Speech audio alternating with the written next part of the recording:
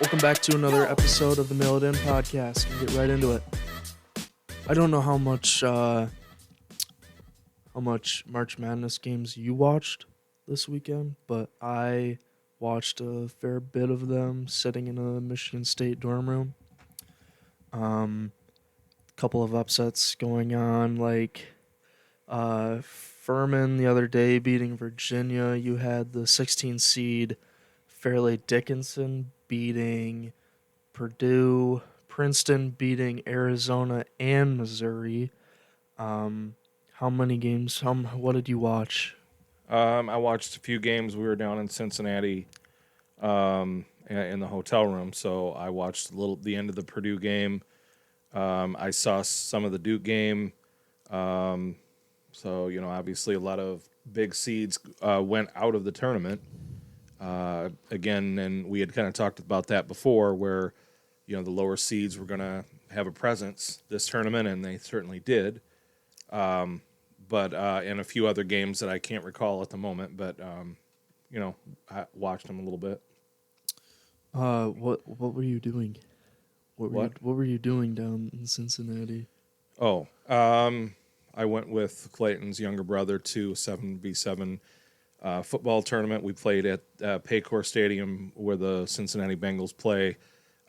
First visit to really Cincinnati. It was cool town, clean. We were by the stadium. Went to a nice restaurant, had a good lunch, and it was kind of cold, but cool stadium. Went in there for the first time, so yeah. So that's what we were doing, and enjoyed it, and got to watch a little March Madness in the evening. So, yeah. Well, I'm repping my Cincinnati right now. I wish I would have gotten some merch from you, but it is what it is. Well, the pro shop wasn't open. They just had a small piece of the stadium open, but it was cool. I did get some photographs and things.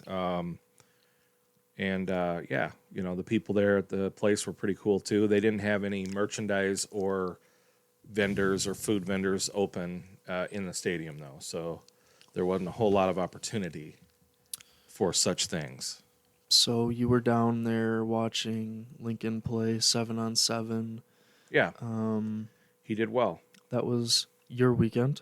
Yeah. My weekend, like I said, I went to Michigan State. Watched the Michigan State USC game for a little bit, and then I watched yesterday Michigan State beating Marquette in March Madness, and a bunch of other games in the bracket, whether it be Tennessee beating Duke, Florida Atlantic beating FDU, who, like I said, beat Purdue. I watched a couple of those games, but my weekend was okay. St. Patrick's Day, nothing too spectacular, but Well, Michigan State is the only Big Ten team still left in the tournament, and they didn't exactly have a spectacular regular season. But as I've said before, Izzo, that the team gets better during the tournament. He knows how to coach the tournament, and congratulations to them. So I guess my question to you is, how far do you think Michigan State's going to go? Like, do you think they're going to be? You think they're going to beat Kansas State? I know you earlier said that you watched Kansas State play a little bit and you liked their point guard. I saw them play. That their point guard's really good.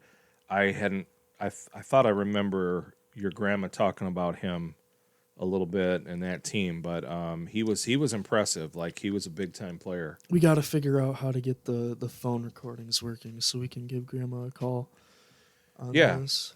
Yeah, definitely. What was the other story? Excuse me. Well, and I, obviously Purdue losing was a big thing. Arkansas beat number 1 Kansas as well.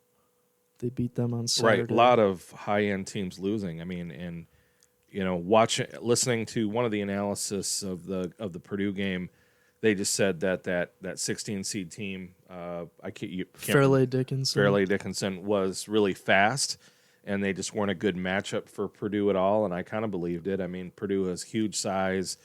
Played good. They're a good team, but this team just kind of got them in the right spots and just had a lot of speed. So anything can happen in the tournament, which is, I think, why a lot of people like to watch it, right?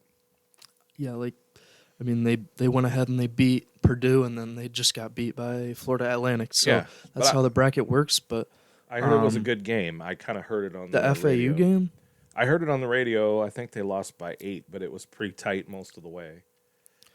so I'll keep going back to Michigan State. It seems though, I did see something that Tom Izzo passed Jim Boeheim for the most wins being an underdog in a tournament, like over the higher seed. I think he's at like 16 now.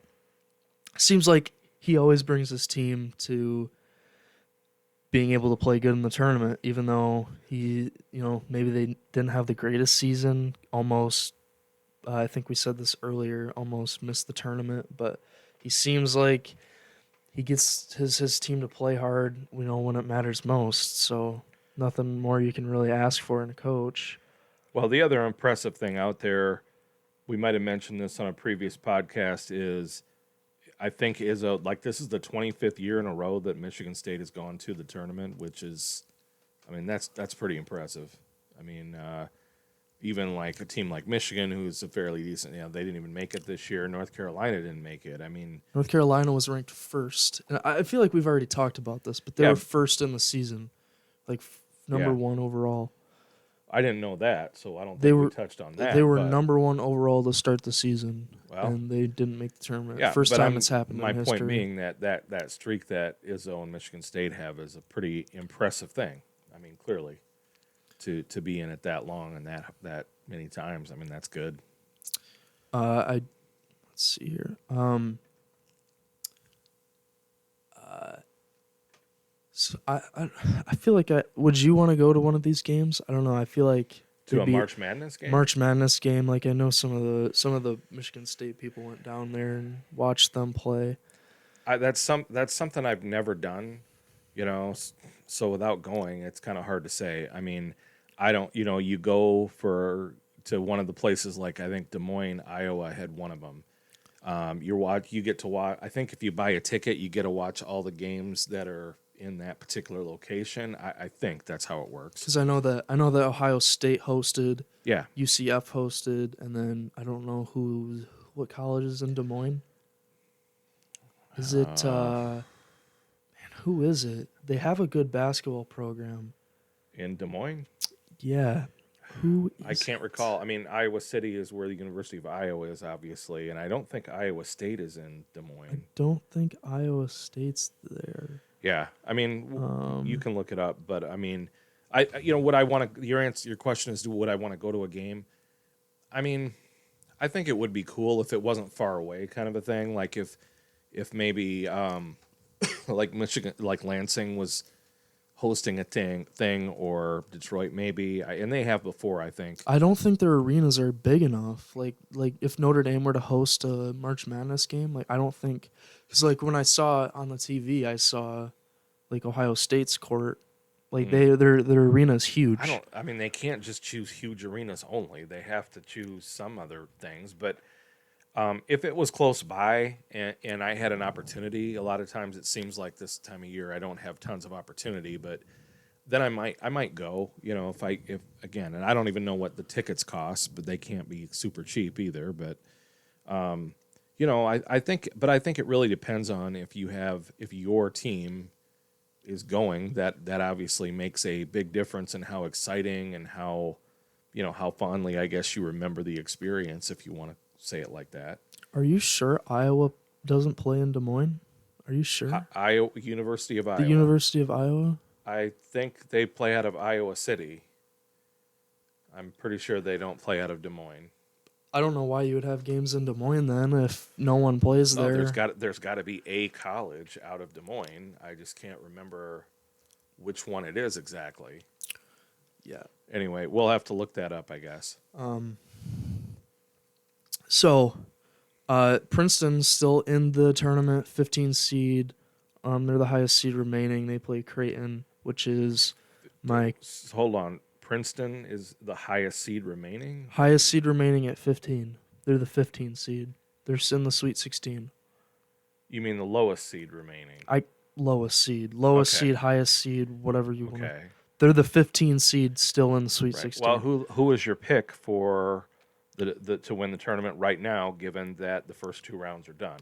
Right now, I'd probably say Texas has a good shot. Texas and Alabama are probably everyone's pick right now. If I had to go sleeper, um, I wouldn't be surprised if a team like, um, Miami won it. Miami's played Indiana, who was pretty decent. They wiped the floor with them, and then they beat Drake, so they could be a sleeper. Michigan State could be a sleeper Yeah. if they beat Kansas State. I don't know if Michigan State has enough magic and firepower though in their lineup to get it done. I mean, I'm glad they went to the 16, but if they make it to the Elite Eight, even I think it would be something.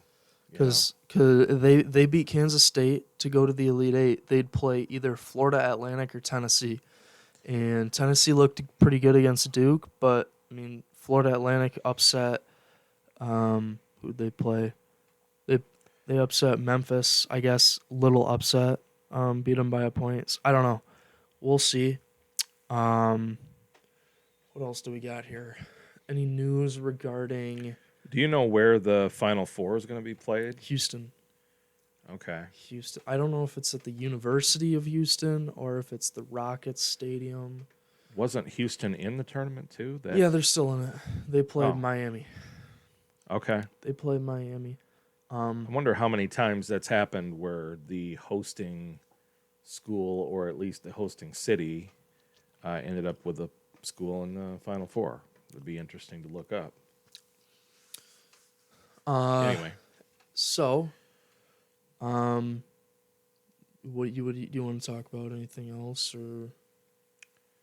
I think we're good for now. I mean, we've been on about 13 minutes or so that's pretty good. I mean, we'll probably touch base on this too as the tournament unfolds. You know, there's a little bit of a break now after the first two rounds, and I mean, most people say that's like the most exciting part, but the tournament goes on, and the other games are exciting. I mean, I don't go out of my way generally to watch them, but if they're on in the evening, like when we were in Cincinnati in the evening in the hotel room, I mean, it's great. You can, or have a drink or whatever and watch the game. It's definitely must see TV then. But yeah. All right. Well, thank you guys for watching. If you enjoyed this video, please leave it a like, comment, and subscribe. And we'll talk to you later.